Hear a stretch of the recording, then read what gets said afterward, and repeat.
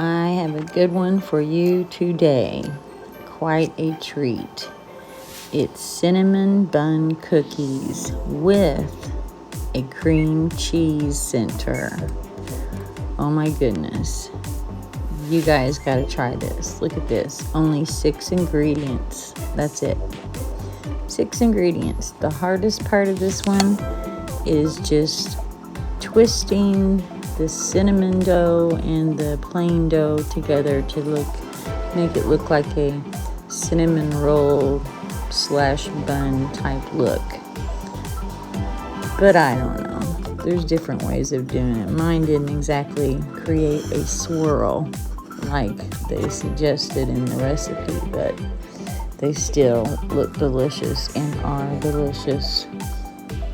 You're going to start out with your melted butter, your egg, your cake mix. You can use a white cake mix or a yellow cake mix with this. I think I used a vanilla one.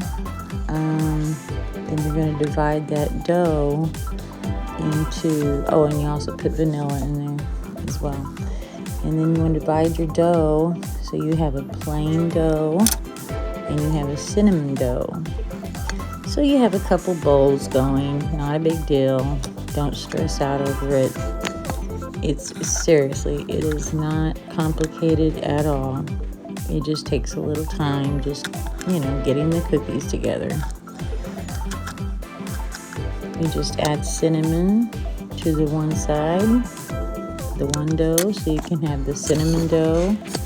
And then you want to take a small cookie scoop or a regular sized teaspoon and get like a teaspoonful or cookie scoop full of dough, but you want to do half cinnamon in your scoop, and then on top you want to put the other half.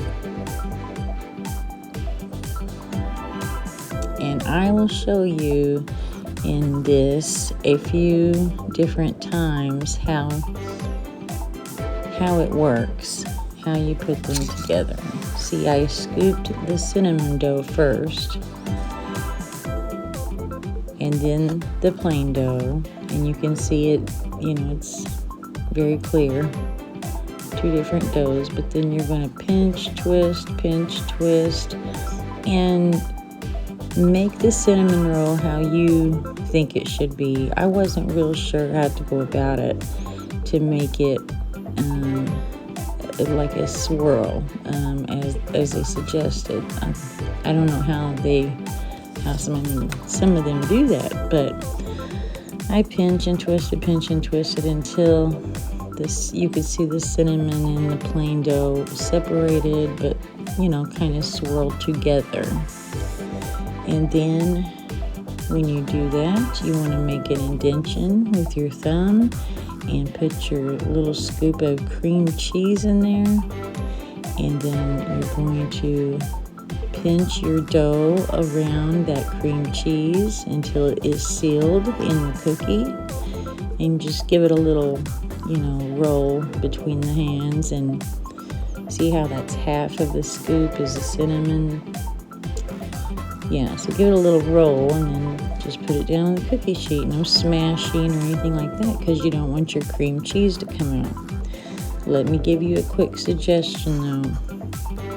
When you have your cream cheese, I would highly suggest to add some powdered sugar to your cream cheese, so it will taste more like an icing that goes over cinnamon rolls or cinnamon buns. Because just having plain cream cheese in the middle, or maybe get a different flavored cream cheese even, but a plain cream cheese in the middle it was a little too much. So I would highly suggest adding some powdered sugar to your cream cheese, because the recipe just calls for just cream cheese.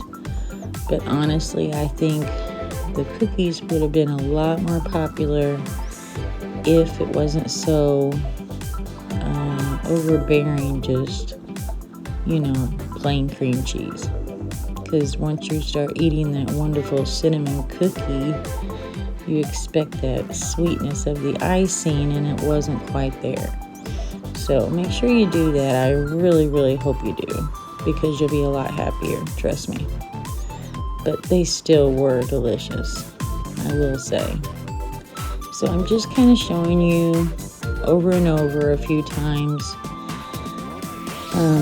how the cookie dough is put together for the cinnamon bun cookie, because once you do it a couple times, it's easy, and then that's it. And you want to leave about 2 or 3 inches between each cookie.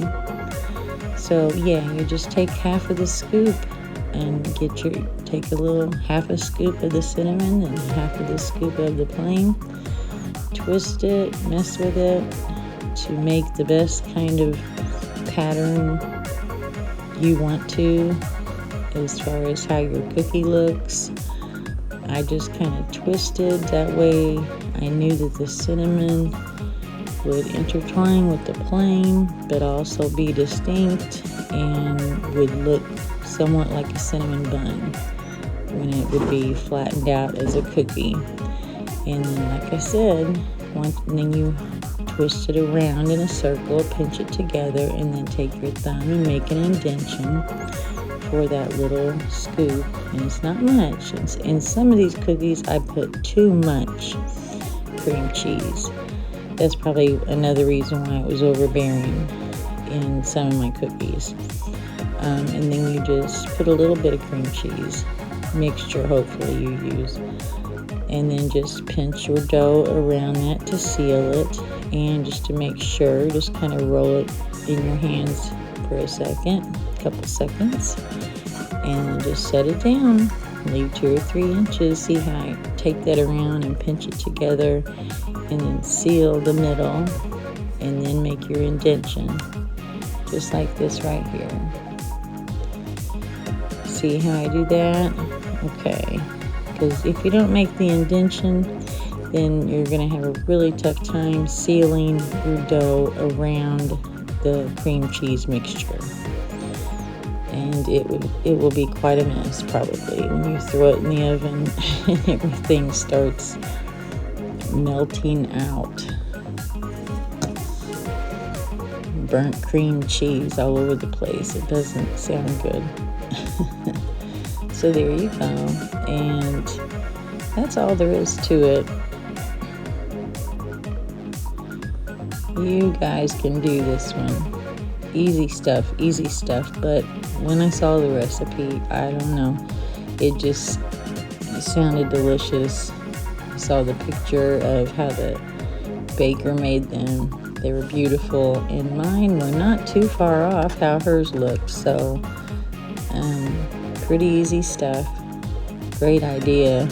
It's amazing how they come up with these wonderful recipes.